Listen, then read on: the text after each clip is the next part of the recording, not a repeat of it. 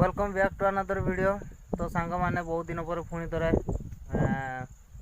Blog video आपको स्वागत। तो आज सबुठ मत जो बोरिंग लगे से कम देते घरे बड़द चरईवाटा। तो मत यहाँ टोटाली भल लगे ना जेहेतु लोक मैंने तली पकड़े तो बापा कहले ना चरवाई पड़ो लोक छाड़ आम गाँव तो समस्ते छाड़ दी बड़द कितु आम चरऊँ देखा कौन हो बापा जेहेतु कहते करने पड़ू। एक्चुअली अब समस्त बड़द छड़ा होती फिर भी बापा कहले ना कहीं से कहार तली मारदेव आमको दीपद शुणापी पड़ो से आम निजे चरऊँ। तो बाकी बात तो समस्त बुलूँ बाया कुकुर भाया मुझे देखी दूसरी आपको एपटे सब देखिपे समस्त बुलूं एत क्लीयर तो देखा जान या भितर आम बलद भितर भी अच्छा बहुत सारा।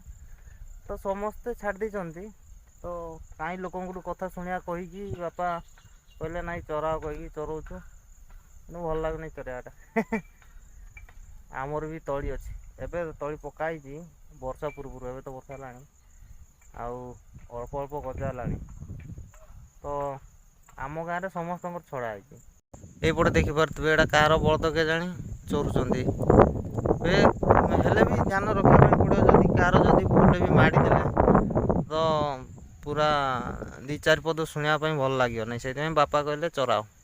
लोक मैंने एक्चुअली एबे तली पकाउछन्ति आपन तो जानिथिबे 27 तारिख रु वर्षा आरंभ हो गला वर्षा पर जाई तली पकाउछन्ति आमे आगुआ पकई दीचु एबे तो गजा हलानी अल्प अल्प मु गला बेले देखेबी घर पाखरे तली पड़छि मु गला बेले आपन मानकु देखेबी आउ एबे जाई लोक मैंने तली पकाउछन्ति एठी देखि पारथिबे मु जूम कर देखि दोछि हल्का एठी देखि पारथिबे बसछन्ति लोक से तली पकाउछन्ति।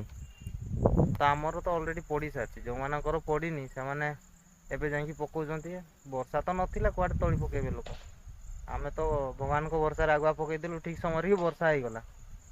आ गोटे बढ़िया जिनस देखुँ आपण मानकु ये देखिपे बाउंड्री बहुत बड़ बाउंड्री या भितर लोक चाष कर पड़ियाटा अच्छी पड़िया किंतु तसी देती कौन चाष करेंगे के जानी परिया पत्र बोधे चाष करेंगे किंतु या भितर बहुत किसी अच्छी मु पाक जाकि देखा ये देखिपे पूरा पड़ियाटा को हल बुले देती कौन चाष हम के जाने ता भितर किंतु गछ बहुत लगाई काजू गछ प्रबल लगाई आगु आम एपटे देखिए जो सामना देखी पारे गछ ये गछ देखिए जाऊँ आम स्कूल को एपटे सब रास्ता थी आगु एवं सब बंद बांध हो जाए स्कूल भी चलती कि ना कि जाने आउटे छोटिया घर टाइप देखुं से अच्छी बंध बंधर मुझे जानी ये जी बड़द देखिपार युवा सब आमर ही जी सब बाछी 1 2 3 4 5 6 7 8 9 आउ केटा कुआड़ सब बुलायापी पड़े ये मात्र ये अच्छा ये देखिपे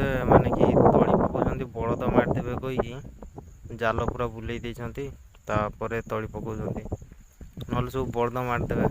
भाई मत भी भोक लगला प्रबल बसी किंतु जाइनी खावाई जाइनी भोक लगला प्रबल देखिए आउ टे बड़दान को पेट फुल हो जाओ जीवा खाईदे पलि आसा पुणी एपटे देखिपे बड़द मैंने भी शोई पड़े शोले खाई खाई पेट फुल होगा किंतु मोर इे भोक लगला मत भोक लगला भाई से मुझे पड़ियाटा देखी पूरा तसी देती मु आर पटू देखी एवं मु एपट साइड को पलि आसली मु आर पटे से थी आसे देखी।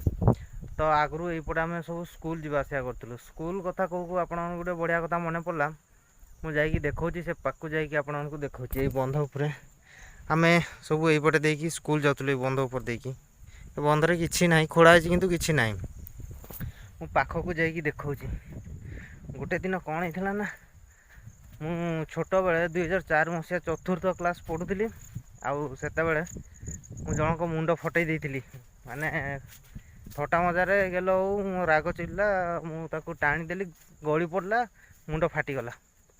तो माड़ भयर मु गोटे दिन पूरा शनिवार दिन ता मुंड फटईदेली रविवार छुट्टी सोमवार दिन मु गोटे गचर लुचली से गछटा देखा बहुत छोट था से किंतु बहुत बड़ हो जाए देखा पाक जाकि एपट सब स्कूल जाऊँ ए सब जंगल जाइए स्कूल को प्रायतः कहीं आसूना से यपटे सब जंगल हो जाए पूरा कादुआ माटी हो जाए से पूरा सुखिला ଥିଲା। ଇଏ ହେଉଛି ସେଇ ଜାମୁ ଗଛ ଯେଉଁଥିରେ ମୁଁ ଗୋଟେ ଦିନ ପୁରା ସକାଳ 9ରୁ ସନ୍ଧ୍ୟା 4 ପର୍ଯ୍ୟନ୍ତ ମୁଁ ଏଠି ଲୁଚିକି ଥିଲି।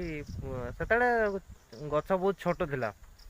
ଏବେ ମାନେ କି ଆଜି ଯାଇକି ମନେ ପଡ଼ିଲା ସେଇ କଥା। ଆଉ ସେ ପିଲାଟା ଏବେ ବି ଦେଖିଲେ ମୋତେ କୁହେ ତ ଛୋଟବେଳେ ମୋ ମୁଣ୍ଡ ଫଟେଇଥିଲୁ ବୋଲି। ତ ଏପଟେ ମୁଁ ବଳଦ ଛାଡ଼ି ଦେଇକି ବୁଲିବା ପାଇଁ ଆସିଥିଲି ତ ମନେ ପଡ଼ିଗଲା ସେଇ କଥା। ମୁଁ ଭାବିଲି ଆପଣମାନଙ୍କୁ ବି ଜଣାଇ ଦିଏ। ଏଠି ଦେଖିପାରୁଥିବେ ପୁରା କେମିତି ବାଉଣ୍ଡ୍ରି ଦେଇଛନ୍ତି ପୁରା ଜାଲରେ, ତାପରେ ତଳି ପକେଇ ଦେଇଛନ୍ତି। ଇଏ ହେଉଛି ପୁରା ସେଫ୍ଟି। ଏଥିରେ ଆଉ କେହି କିଛି ପଶିବାର ନାହିଁ, ବଳଦ ପଶିବାର ନାହିଁ, ଗାଈ ପଶିବାର ନାହିଁ, ଛେଳି କେହି ପଶିବେ ନାହିଁ। ମାନେ ଛାଡ଼ି ଦେଇକି ପଳେଇବେ। ଯେବେ ତଳି ହେବ 10, 15, 20 ଦିନ ପରେ ଆସିକି ଆରମ୍ଭ ହେବେ, ଯେତେବେଳେ ପାଣି ହେଇଯିବ। ଏଇଭଳିଆ ଆକ୍ଚୁଆଲି କରିବା କଥା। ଏବେ ବଳଦ ଚରେଇବାଟା ଏଇଥିପାଇଁ ବୋରିଂ ଲାଗେ ଯେ ମାନେ ମୁଁ ଏକୁଟିଆ, ମୋ ପାଖାପାଖିରେ କେହି ନାହାନ୍ତି। ଏକୁଟିଆ ଚୁପଚାପ ବସିଥିବ ତ ବସିଥିବ, ନାଇଁ ତ ମୋବାଇଲ ଦେଖୁଥିବ ତ ଦେଖୁଥିବ। ବୋରିଂ ଏଇଥି ଯୋଗୁଁ ବୋରିଂ ଲାଗେ। ସାଙ୍ଗସାଥି କେହି ନାହିଁ। ଘର ପାଖରେ ହେଇଥିଲେ କ'ଣ ଯାହା ସହିତ ହେଲେ ବକର ବକର ହେଉଥିବ। ଏଇଠି ମାନେ ଗାଈ ଚରଉଥିବ ତ ମାନେ କେହି ତ ନାହାନ୍ତି କାହା ସହିତ କଥା ହବ। ଏଇଥିପାଇଁ ହିଁ ବୋରିଂ ଲାଗେ, ନାହିଁ ତ କିଛି ନାହିଁ। ଆଉ ତ ଆଜି କିନ୍ତୁ ମୋର ଟାଇମ୍ ପାସ୍ ହେଇଯାଉଛି, ଭିଡ଼ିଓ ବନାଉଛି, ଏଥିପାଇଁ ମୋର ଟାଇମ୍ ପାସ୍ ହେଇଯାଉଛି। ନଚେତ ମୁଁ ବୋଧେ ପଳେଇ ସାରନ୍ତିଣି ଖାଇବା ପାଇଁ। ଭୋକ ତ ଲାଗିଲାଣି, ମୁଁ ଯାଇନି। ହେଲେ ମୁଁ ଭାବୁଛି ଏକାଥରେ ନେଇଯିବି, ବାନ୍ଧି ବୁନ୍ଧା ଦେବି, ତାପରେ ଏକାଥରେ ଖାଇବା, ରେଷ୍ଟ ନେବା। 3:30, 4ଟା ପାଖାପାଖିରେ ନେଇକି ପଳେଇବି ଏକାଥରେ, ତାପରେ ଯାଇ ଖାଇବି। ଭାଇ ଏବେ ଜଣେ ଖୁଡ଼ି ଲାଗିବେ ଆମ ଗାଁର, ଆମ କାଷ୍ଟର ନୁହନ୍ତି କିନ୍ତୁ ଖୁଡ଼ି ଲାଗିବେ ଗାଁ ସମ୍ପର୍କ ହିସାବରେ। ଆଉ ତାଙ୍କର ଆଜି ତଳି ପକାଉଛନ୍ତି, ଆରମ୍ଭ କରୁଛନ୍ତି। ଏବେ ଆରମ୍ଭ କରିକି ଗଲେ ଜଷ୍ଟ। ପୁଣି ତାଙ୍କର ବହୁତ ପ୍ରବଳ ବିଲ।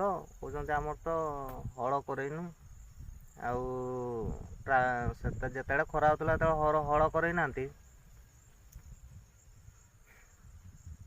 ସେ କହୁଥିଲେ ଯେ ଯାହାହେଲେ ବି ଛୋଟ ଚାଷୀ ହେଉ ବଡ଼ ଚାଷୀମାନେ ତ ଟ୍ରାକ୍ଟର ରଖିଛନ୍ତି, ତାଙ୍କର କିଛି ଅସୁବିଧା ନାହିଁ। ଆମମାନଙ୍କ ପାଇଁ ଗୋଟେ ବଳଦ ହଳେ ରଖିବା ନିହାତି ଜରୁରୀ, କାହିଁକିନା ତଳି ଫଳି ପକାଇବା ପାଇଁ ବୋଲି କହୁଥିଲେ। ମୁଁ ମନେ ମନେ ଭାବୁଥାଏ ଆମର ତ ଅଛନ୍ତି ଆଉ ଚଳି ଯାଉଛୁ। ଭାଇ କିଛି ସମୟ ପୂର୍ବରୁ ଘରକୁ ଫୋନ୍ କରିଥିଲି। ଫୋନ୍ କଲା ପରେ କହିଲି ଆଉ ଭାତ ଆଣିଦିଅ, ଭୋକ ଲାଗିଲାଣି। ଘରୁ ଯଦି ବି ଆସିଲେ ଖାଲି ହାତରେ ଆସିଲେ, ଖାଲି ଗୋଟେ ପାଣି ବୋଟଲଟେ ଧରିକି ଆସିଥିଲେ। ମୁଁ କହିଲି ଭାତ କାହିଁ ଆଣିଲନି? ମ୍ୟାଡ଼ାମ୍ ଆସିଥିଲେ, କହିଲି ଭାତ କାହିଁ ଆଣିଲନି? ବାବୁ ତ କାହିଁ କହିଲା ନାହିଁ, ମୁଁ ଦେଖିଲି ପୁଣି ଗଲେ ଆଉ। ଏଇନା ଯାଇକି ଘରୁ ଭାତ ଖାଇକି ଆସିଲା ବେଳକୁ ମୋତେ ଭାରି ଟେନସନ୍ ଲାଗୁଛି।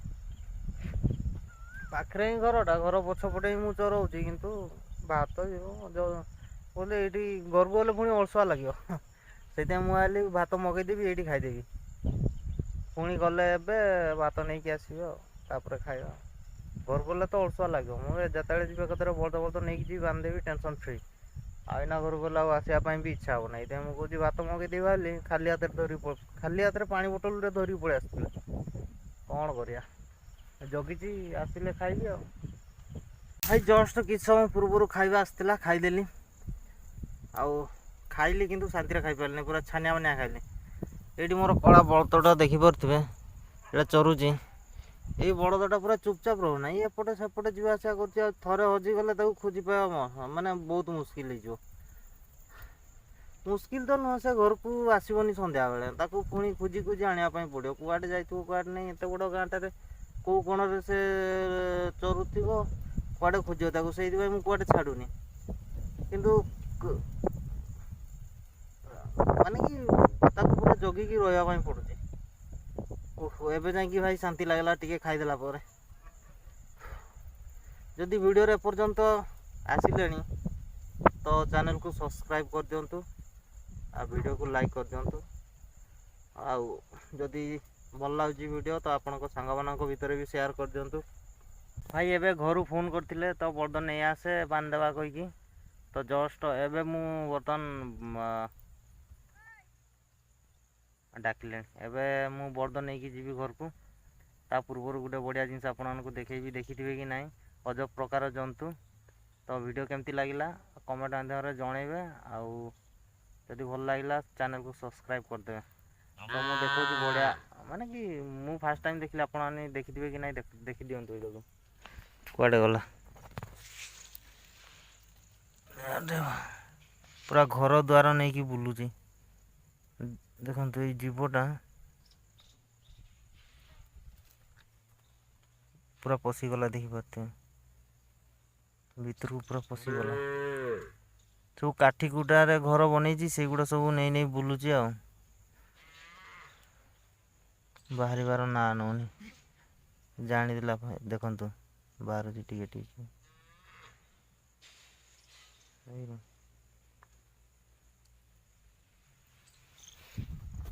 ଆଗରୁ ଏଇଭଳିଆ ଜୀବ ଦେଖିଥିଲେ କି ନାଇଁ କମେଣ୍ଟ ମାଧ୍ୟମରେ ଜଣାନ୍ତୁ।